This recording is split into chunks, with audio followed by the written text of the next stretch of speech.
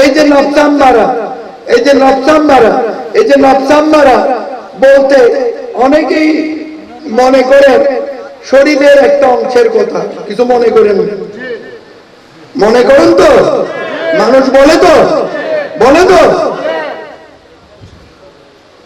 নফস, এটা আরবি শব্দ, পুরা শরীরের নামই হচ্ছে নফস, পুরো দেহের নামই কি,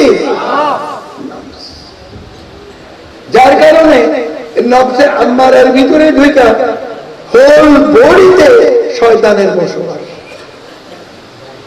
কত বুঝতে পেরেছেন? এইটারে দৌড়ানোর জন্যই ওয়াসিলার প্রয়োজন। কত বুঝতে পেরেছেন? এখন ওয়াসিলাকে নবী মুহাম্মদুর রাসূলুল্লাহ, আমি ওই ওয়াসিলার আয়াতটা বলেছি, অনেকক্ষণ দেরি হয়ে গেছে, একটু মনে করে দিব। হ্যাঁ, যদি আবার এই বয়ানের ভিতরে আবার লোকে ভুলে যায় তাহলে তো সমস্যা হয়ে যাবে। না, বুঝাইতে হবে। আমার কথা হয়েছে একবার না বুঝলে আমি বলেছি না 10 বার বুঝাবো। আমি তো বিরক্ত হচ্ছি, আপনাদের কষ্ট হচ্ছে, তাহলে তো বুঝাইতে অসুবিধা। বিসমিল্লাহির রহমানির রহিম। ইয়া আইয়ুহাল্লাযীনা আমানুত্তাকুল্লাহ ওয়াবতাগুল ওয়াসিলা। এবার মনে পড়েছে? আল্লাহ বলছেন ইয়া আইয়ুহাল্লাযীনা আমানু, হে ঈমানদার বান্দাগণ, আত্তাকুল্লাহ, তোমরা আমি আল্লাহকে ভয় করো, ওয়াবতাগুল ওয়াসিলা, আমার দিদার হাসিল করার উদ্দেশ্যে, আমার নৈকট্য লাভ করার উদ্দেশ্যে ওয়াসিলা তালাশ করো, যা তোমাদের জন্য আমি পাঠিয়েছি। কাকে পাঠিয়েছে? নবী মুহাম্মদুর রাসূলুল্লাহ সাল্লাল্লাহু আলাইহি ওয়াসাল্লাম। কি দিয়ে পাঠিয়েছে? কুরআন শরীফ। সুবহানাল্লাহ। কি দিয়ে পাঠিয়েছে? ক্লিয়ার, পরিষ্কার বুঝে গেছে? আমাদের ওয়াসিলাকে নবী মুহাম্মদুর রাসূলুল্লাহ, তাকে নিয়ে কি করতে হবে? ওয়াজাহিদু ফি সাবিলিহি লাআল্লাকুম তুফলিহুন। নবী মুহাম্মদুর রাসূলুল্লাহ সাল্লাল্লাহু আলাইহি ওয়াসাল্লামকে নিয়ে, অর্থাৎ তাদের সাথে আপনি ক্রয় বিক্রয় করুন। আল্লাহর হুকুমের বাইরে কিছু হয় না। আল্লাহর হুকুমে যারা রাসূলের নিকট বায়াতে রাসূল গ্রহণ করেছে, আমার আমিত্বকে ক্রয় বিক্রয়ের মধ্য দিয়ে আমার আমিত্বকে আল্লাহর রাহে কোরবান করে দিয়েছেন, বিক্রি করে দিয়েছেন। আমার বলতে কিছুই সব কার? আল্লাহ। আওয়াজ এত দুর্বল হইল কেন? সব কিছু কার? আল্লাহ। আল্লাহ, আল্লাহ রাহে বিক্রি করে দিল। কি কিনেছেন? আল্লাহর ওয়াহদানিয়ত। বায়াতে রাসূলের মাধ্যমে কি কিনলেন? আল্লাহর একত্ববাদ। আর কি কিনলেন? সমস্ত উপাসনার মালিক হচ্ছেন আল্লাহ, সেজদার মালিক হচ্ছেন আল্লাহ, কুল্লু মাখলুকাতের মালিক হচ্ছেন কে? আল্লাহ। এটা খরিদ করে নিয়েছেন, কিনে নিয়েছেন। আর কি কিনেছেন?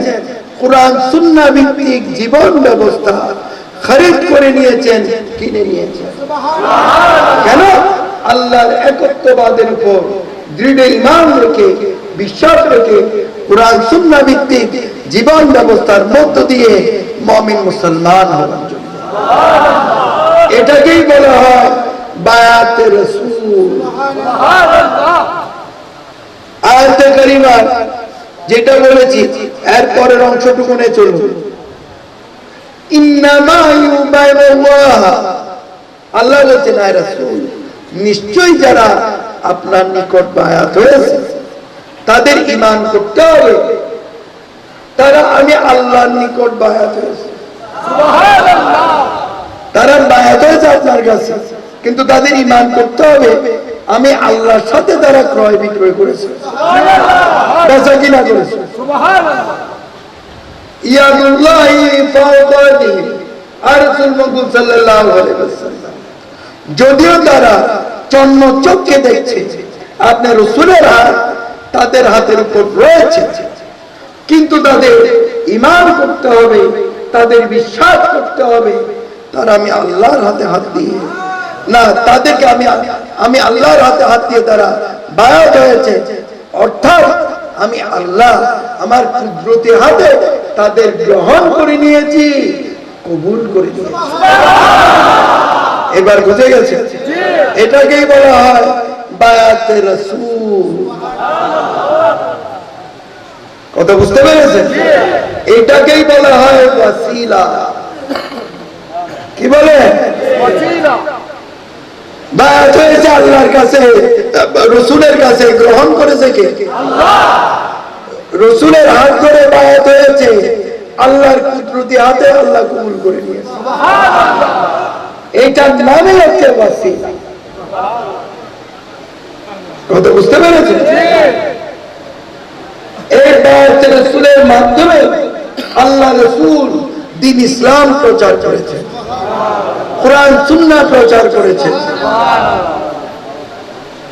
ইসলাম মানুষকে বেদিনকে দিনে এনেছে। কথা বুঝতে পেরেছেন? আল্লাহ রাসূল জাহের অবস্থায় আমাদের মধ্যে নাই, আছে? জাহের অবস্থায় আছে?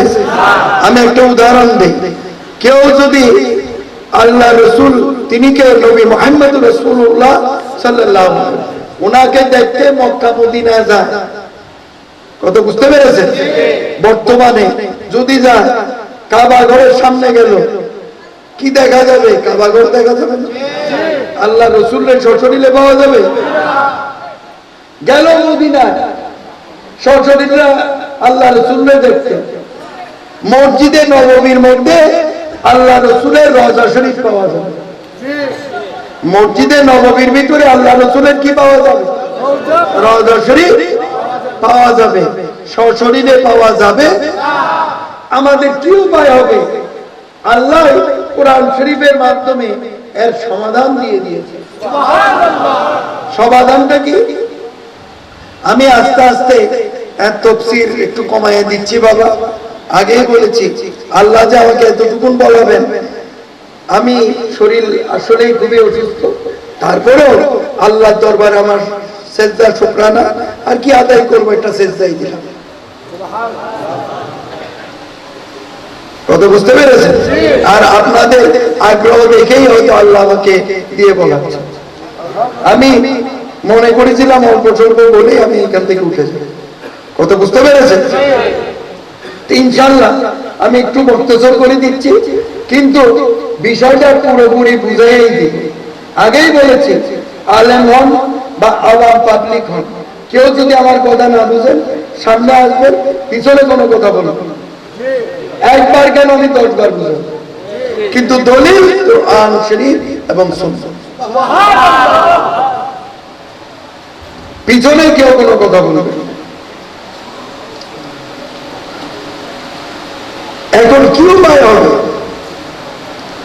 আল্লাহ সমাধান দিচ্ছেন। বিসমিল্লাহির রহমানির রহিম। আতিওয়াহ ওয়া আতির রাসূলা ওয়া উলিল আমরি মিনকুম। আতিওয়াহ, আল্লাহ বলছেন মুমিন বান্দা, আতিওয়াহ, তোমরা আমি আল্লাহর তাবেদারি করো, অর্থাৎ আমি আল্লাহর অনুসরণ অনুকরণ করো। ওয়া আতির রাসূলা, তোমরা আমার রাসূলের অনুসরণ অনুকরণ করো। ওয়া উলিল আমরি মিনকুম, আওলাদ রাসূল আউলিয়া আল্লাহ অনুসরণ অনুকরণ করো। কথা বুঝতে পেরেছেন? তা আউলিয়া আল্লাহ কারা? আল্লাহ কোরআন শরীফে আমাদের জানিয়ে দিয়েছেন। বিসমিল্লাহির রহমানির রহিম।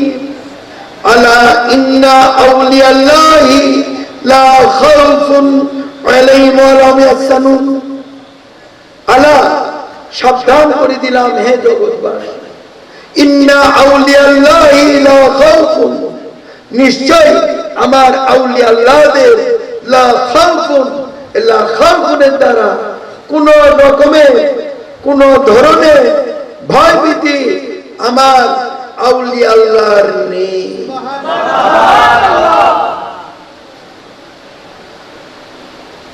মরণের ভয় নেই, কবর আযাবের ভয় নেই, রোগ বালা মুসিবতের ভয় নেই, আযাব গজবের ভয় নেই, ঈমান যাওয়ার ভয় নেই, সন্ত্রাসীর ভয় নেই, নেই কোন রকমের কোন ধরনের ভয় ভীতি আমার আউলিয়া আল্লাহর নেই।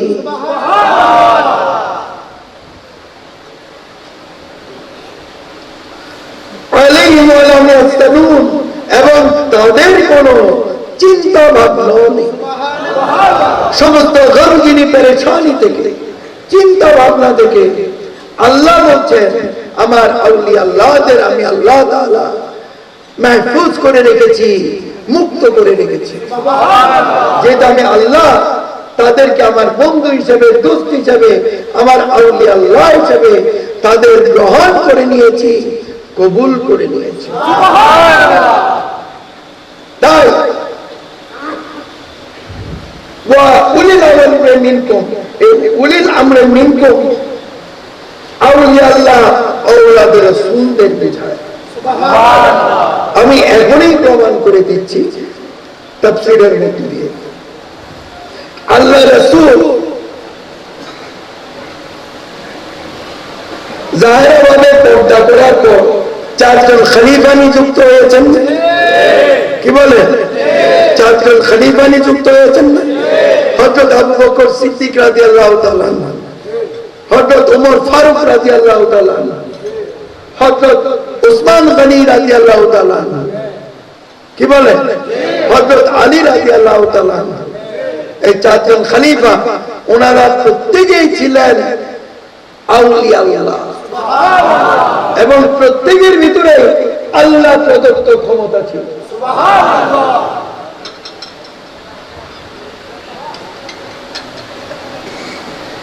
ওনারা এত প্রশংসনীয় ভাবে প্রত্যেকেই নিজ নিজ খেলাফতের টাইমে বায়াতের রাসূলের মাধ্যমে দিন ইসলাম প্রচার করেছেন।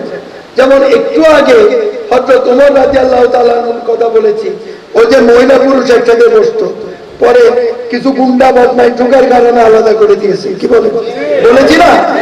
ওনারা এত সুচারু ভাবে, এত সুন্দর ভাবে দিন ইসলাম প্রচার করেছেন, ইসলামের আঞ্জাম দিয়েছেন। ওনাদের প্রতিটা কর্মকাণ্ড বর্তমানে আমাদের জন্য ইসলামিক দলিল হয়ে গেছে। কথা বুঝতে পেরেছেন? প্রত্যেকে আউলিয়া আল্লাহ ছিলেন।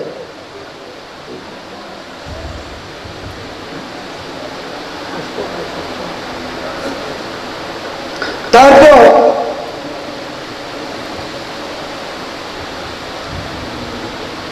দায়িত্ব পড়েছিল ইমাম হাসান হুসাইনের উপর। বিরোধিতা করেছিল কে? আরে ভয় পেয়েছেন না? কবর থেকে উঠে এসে বসে বলি জোরে করে, হ্যাঁ এজিদ না?